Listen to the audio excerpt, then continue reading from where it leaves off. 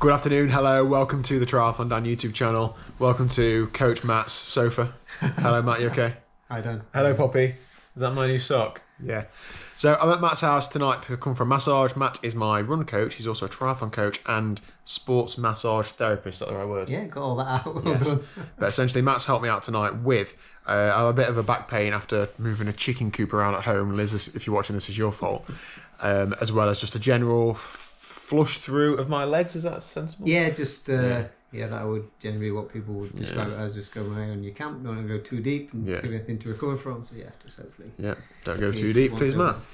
I ran at lunchtime today, just 5 miles, relatively steady, felt okay. So yeah, tonight I'm doing that, and then I'm going to start packing and stuff. So I'm not doing any more training. So I thought we'd talk to Matt, because Matt did an event a couple of weeks ago now, which is quite a big triathlon. Days ago, not even weeks ago. Oh, was it last weekend? Saturday. It feels like it's ages ago. It does feel a long time ago. I wonder why you were hobbling around.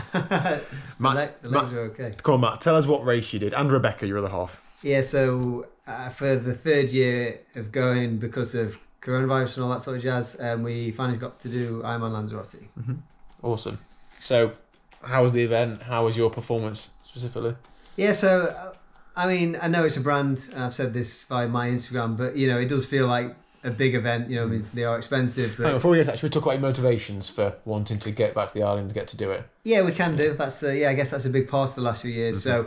So, one of the founding members of Team Icarus, I was supposed to be going with in 2018 to support him at Ironman Lanzarote. He wanted to do the race. He couldn't take part for family reasons, so he withdrew. But then, unfortunately, on May the 13th, 2019, might be 2019, I lose track of time, but anyway, 3 years ago, he was tragically knocked off his bike and killed. So yeah, we lost a great person that day, and obviously it's been a motivation for me to do lots of things over the last few years. So Rebecca and I decided that we would enter the race, and the motivation was to get the medal, to bring that home. Mm-hmm. So we entered, and then coronavirus came about, so we've had a few years of deferrals. And finally, we got to go, and So lots of motivation to get over the line. You certainly didn't have an injury-free lead-up, so you had a lot of challenges, but you got there, and you got that in your head then to to do it. Exactly. So it's very rare you're going to get a perfect Ironman build. I think possibly easing off on the running is going to help my season in general anyway. I certainly have enough miles to get around the Ironman. It's, for those that don't know, it's ranked the hardest Ironman race. Obviously, there are more challenging non-branded Ironman races. Norseman, one of our friends might mention one that he reckons is quite hard. Yeah, that's multiple. That's not even racing, is it? But yeah, so it's challenging, and obviously the climate. It's off the Saharan coast of Africa, so it's warm this time of year, and the wind's blowing. So it was always going to be a challenge. It was more about the challenge and the experience rather than going with a specific time in mind. I generally tend to find I enjoy races more. I just wanted to bring that medal home, that finisher's medal. I'm not somebody that's got them hung in the bathroom, but part of me coming down, it's a very fast finish to the race, and you're always in and out of crosswinds, and I had probably 3 or 4 super sketchy moments with the wind. One of them literally a few K from the finishing line, but I was just saying to myself, I was being relatively cautious, and with previous experience, you don't get the finisher's medal if you crash out on the bike. So, just get there. I mean, I went out with some outline with times that I could hopefully achieve. So how did your swim go then? What time did you swim out again? So I swam 1:14 something, which I was really pleased with. There were no real fast times on the day. It seemed to be sort of like people were a few, like between 2 and 5 minutes slower than what they were thinking. You never know with open water. The first third was into the sun, so sighting. You're just following whoever's in front of you and hoping they're getting it right. You don't know if it's slightly long, slightly short. For me, open water swimming, especially the longer events, if you come out feeling like you've had a good swim, that's a positive, and the time will be whatever the time will be. And honestly, I sprinted through T1. I was just flying. I was like, whoa, hold on a second. Calm down. You've got a long way to go here. But the bike starts uphill and into the wind for a good 40 or 5 minutes, and you just kind of have to not worry about average speed, although you're always calculating how long it's going to be, and obviously you have a fueling strategy for the bike leg. Matt did choose a one by group set for the event as well. I didn't choose a one by group set. That's the lack part of shortage. the lack of parts from SRAM. Yeah, I was speaking to Lizzie Duncan, who did it on a 58 one by. She didn't tell me what she had on the back, but I only had a 52. She said she was climbing at 300 watts, and yeah, it was challenging, of course, regardless of your gear ratios. And generally, I enjoyed the challenge of the bike course. There were a few moments where it gets difficult, but it's supposed to, right? So yeah. So what was your bike split? So I rode 6:38 was my overall time. I stopped at special needs. There was no carbs on the drink stations. We'd picked up, so Club de Santa run Ironman Lanzarote, so it's different to most European Ironman races. So we clocked pretty early on that it wasn't going to be the standard nutrition supplier, and I'd kind of clocked on that there were no carbs on the feed stations in the drink. So that led me to having 2 bottles in specially. I wouldn't normally stop for an Ironman, but I thought it's going to be a longer than normal bike ride. So top up with a carb drink. For the sake of 30 seconds or a minute or so, you know that's going to pay dividends later on, don't you? And also, like, go to the toilet. So I'd normally go to the toilet on the bike, but I thought, it's a long, hot day. Any discomfort that could come back and bite later on. So I had a comfort break, got on the bike and cracked on. Well, grinded my way on, should I say. It's a long time to ride a bike for, isn't it? Yeah, so normally I'm not a monster on the bike. I'm not a triathlon Dan. I did on a flat course. I'd done around 5 hours. So in a normal sort of training schedule, your longest ride for me would be 6 hours, but that's a relatively easy ride. And then when you kind of come back down from that, you do a 4-hour ride. I think like a 4-hour ride, you're not too far away from race day. So you can get your head around another hour at race pace intensity. That feels achievable. When your longest ride is 6, and you know you're going to be on for more than that, potentially 7 if the wind is really bad, and all that's a little bit into the unknown because there's no testing on the course.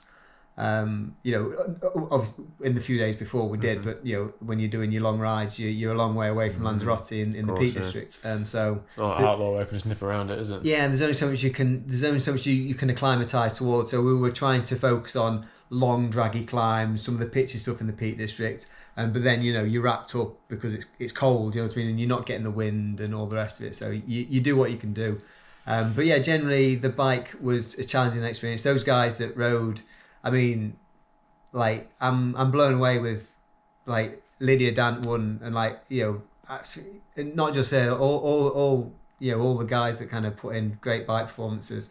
I think some people that had course knowledge, it just showed that how they were confident on the bars, because there's some very fast sections. Lydia Dant's passion fit, doesn't she? And they have a lot of time. Yeah, and they spend a lot of time out there. I saw a few of their athletes all going really well. It was great. It was her Ironman Pro debut, and she won. Yeah, and she beat a certain Lucy Charles Barkley's bike split. So she now has a bike course record. Yeah. So yeah, I mean, for me, worth noting as well, Rebecca was very close to your heels on the bike, wasn't she? Yeah. So I went past her in the first sort of 5 or so K, which it normally takes me longer to catch, but I only really put 5 minutes in. I was looking at the splits, I'm like, still not making any time on her. No, and then, so normally, I mean, there's not a huge amount in us, but I never really gapped her. We saw each other out and back, so yeah, I was really pleased for Rebecca to have a good day on the bike as well. Off the bike then, onto the run, your forte, your specialty. Yeah, and running off the bike, especially not just running. So I set up what felt like what would a comfortable, sustainable pace. So that was sort of like 4:45 per kilometre. So I'd kind of thought if I could run 3:30, would be 3:30 marathon. I would be very happy with actually. I wasn't sure what was going to happen after the bike and with the climate. And I was going really well to start off with, and I thought hold this together and then race the last 10k. That kind of lasted until halfway through the run, and the heat and the conditions start to take their toll. So yeah, I mean, I had a few moments of walking. I'll often walk at feed stations, but unplanned walking. So yeah, kind of, it was a challenge to keep moving forward, but held it together, got to 35k, and then the last 7k I managed to get back sort of onto pace, and I ended up running a 3:38, which is well within, I'm to keep under 4 hours. I'm very, very happy with that. And I think I finished with an 11:36 or something like that, Mm-hmm. which it's not really like it doesn't.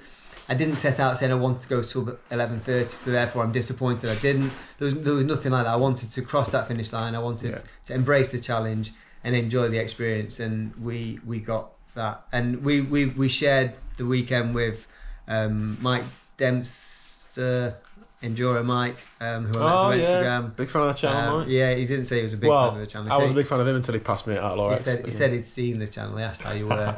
But Team Hatch, who do great things for Ormond Street Hospital, we spent a lot of time with those guys. And I spoke to people from Speed Hub. Many people. Networker, blimey. Anybody think you're trying to make a career in triathlon? Well, no, it's just about the experience. Like there was like just to see so many people. Sorry for everyone that I've spoke to that I haven't mentioned. But yeah, that was what made it a great experience. We really loved being part of the event, and it kind of it inspires you to want to do more. Everyone always wants to do another race. I'm trying to get Dan to commit to next year, but he's so we were talking about this earlier, weren't we? About we've got lots of local events, but you also look at the bigger events that are potentially overseas. And I said, I don't know if I'll do anything like that. Maybe I'll just stay domestic next year, etc., etc. But you're talking about the big event, like you can't replicate a big race day, can you? Now I think going to Wales this year might remind me of that. Yeah, it's hard. Again, I come back to what I said at the beginning. Ironman is a brand, you know what I mean? They're selling a product to us. But, I love our local races, and I've supported our local races for 10 plus years, you know what I mean? And they do brilliantly what they do. And I'm talking specifically about Outlaw. My first full distance race was Outlaw, and they're still doing great things now. So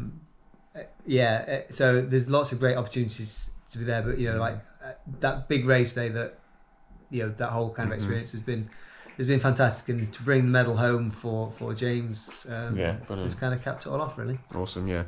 So we will cover that in more detail another day, but if you've got a race that you think we would really enjoy doing, and by we I mean we'll probably get a little group together, won't we, to try and aim towards. We were literally on the flight, and we'd said we potentially weren't going to race long distance next year. And we kind of like every long distance athlete says after every race. I mean, we're getting married next year, and there's other things. Matt and Becky, not Matt and me. Get the couples right. But when we were on the flight, and we were kind of talking about wouldn't it be great? We've had our friends on Facebook and everything, Team Icarus members, you don't have your phone with you for the vast part of the day. It's just so overwhelming to get back to so many messages of support and people reacting to online posts and things. So everyone that's liked to post and said thank you, or I'm saying thank you to your congratulations. It's been pretty mind blowing. And I thought on the way home was if we get a few of us to come and do something like this next year, it's all about the experiences. And we want to do race as well as we can. But the standard's so high with some of these races. It's important to not beat yourself up on where you come. You can have some good results at certain times, but don't define every race by a time or an outcome, because this is something we're supposed to do for. It's easy to get disappointed, isn't it? Yeah, it's something we do as a hobby for most of us, and there's even those that win aren't happy with it. They always say, but I wish I'd done this and this. So you might as well be happy with wherever you are. Yeah, one of the things I do admire about Dan is he has this unbound enthusiasm, and I don't think I've ever spoke to him after race and he's been disappointed. I'm like, dude, you've walked most of it. Yeah. He always finds the positives, and you should be ashamed. Take that Icarus top off now. Give it back. But, there's positives to be found everywhere. And I think having a positive outlook on things and not being hard on yourself and disappointed. I said this a lot actually with the James scenario and losing James. It's only triathlon. You know what I mean? So that's kind of something that I've kind of come away from this one, but. Now I'm kind of super psyched to get training for Wales, but I've just got to respect the body and just recover a little bit for a few more weeks. Got a bit deep there, didn't we? Yeah, it is. You brought it up. It is important. But just everyone should take care when they're riding. Be safe, take care of one another, and be kind to people. Of course, yeah. Okay, thank you very much for that debrief. Well done to anybody else who did Ironman Lanzarote. Well done to Mike Dempster as well. I know you are a super fan, regardless of what this guy says. Drop your race recommendations down below, as in what is like the race to do. We've got all sorts going through our head. Roth, Austria. But we want to hear from some other ideas. It doesn't have to be that M. brand. But not as hard as Lanzarote. So don't start saying Norseman and all this stuff. He messaged me today saying Lanzarote is just too hard. It's just too hard to race.